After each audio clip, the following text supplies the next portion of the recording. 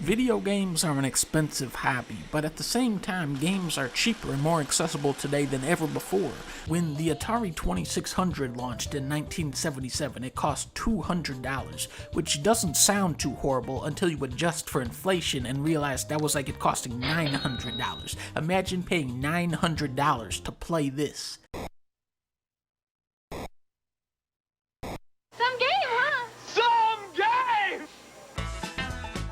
$60. This is what you expect to pay for a brand new AAA video game. But where did this price come from? Well, in those initial Atari days, games were going for $20 to $30, so pretty good deal. Wait a minute. What the fuck? $120 for Plaque Attack? Oh no! $120 to play Oink. Oink, ladies and gentlemen. $120 to play Tax Avoiders. Why did you have to avoid paying your taxes? Because video games cost $120. God damn. Jump to NES times. Games are now $60, which was like $150. Jesus Christ. However, that price point would remain at $60 going into future console generations, so while the value of the dollar dropped, video games were subtly becoming cheaper with each passing year, except when they'd try to sell Turok for $80 for Turok. What? There better be over 80 dinosaurs in this game. $60 is still a lot of money today, but for a top-of-the-line video game that you are going to play and enjoy for the rest of your life, a work of art that developers poured years of their lives into, $60 for that?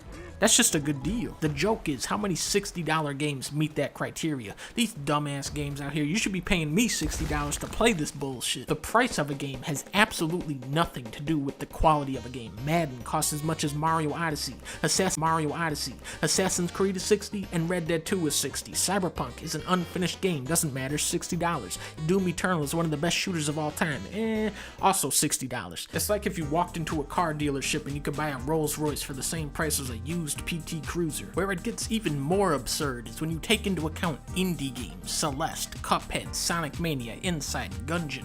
These are some of the best games you can play, and they cost $20. Meanwhile, Metal Gear Survive is $30, Sonic Forces was $40, Balan Wonderworld was $60. What the fuck are these prices? They're just picking an arbitrary number out of Balan's golden hat. Marketing will forever manipulate gamers into wanting to buy the brand new cutting edge game, even when there's nothing new about the game because it's all built on recycled technology from years ago. My question is, why is everyone in such a rush to play a new shitty game that isn't even finished yet, that cost a lot of money, when you motherfuckers haven't even played any of the classics that have been out for years? Why are you trying to play Mass Effect Andromeda when you haven't even played Mass Effect 2?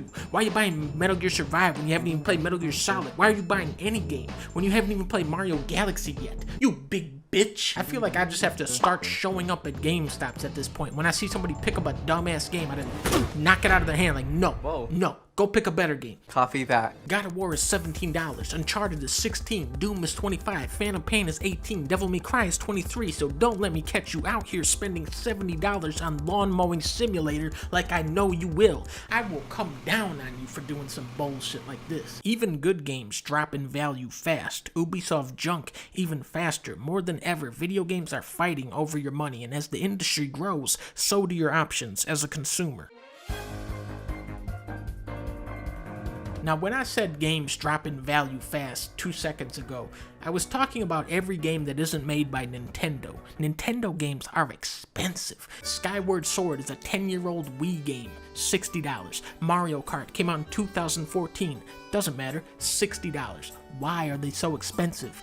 Because it says Nintendo on it. Nintendo is the name brand in video games. They have 1, 2, 3, 4, 5 games, which could be considered the pinnacle of their genre. Not to mention 3D platformers, which you might as well just call the 3D Mario game genre at this point. Not only is Nintendo the best game developer today, but they have been for 4 decades. And this is how they get away with selling Kirby for $60.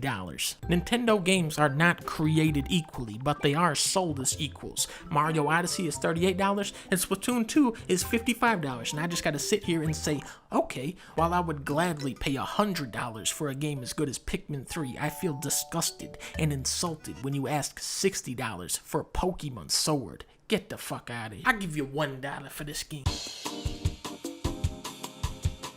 Have you ever heard the expression, the best things in life are free? League of Legends, Valorant, Fortnite, all of the best video games are free.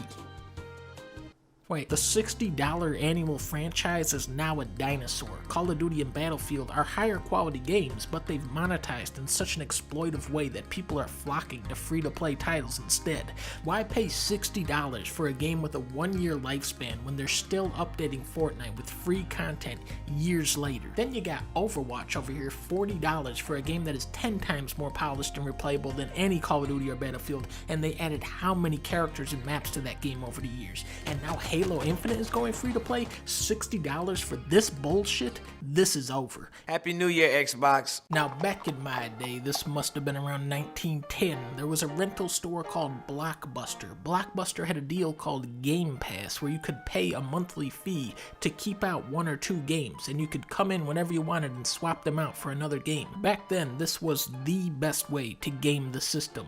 I remember Blockbuster always had that movie Pirates, and it didn't have Johnny Depp in it. I think this was a different version of the movie. Today, that deal lives on as the Xbox Game Pass. For $15 a month, you can get access to a pretty decent library of games. I think it's something like 300 games, and there is some really good stuff in here. The only thing wrong with the Xbox Game Pass is that the second I recommend this to people, you already know snake-ass Microsoft is gonna triple the price on this thing.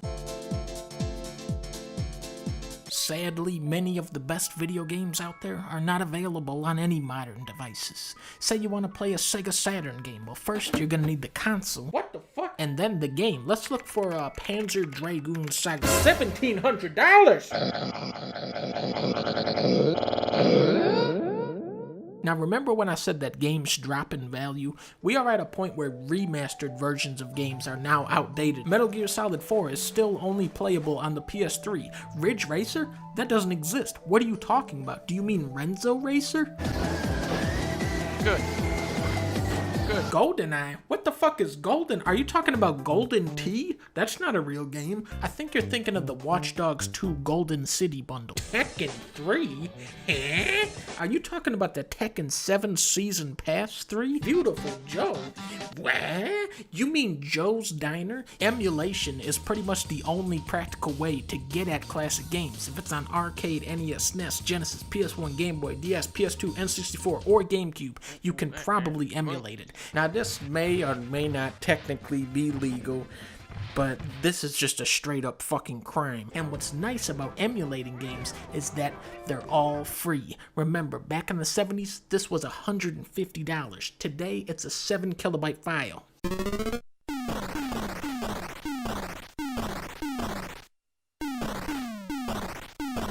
Are cheeseburgers really this bad for your teeth?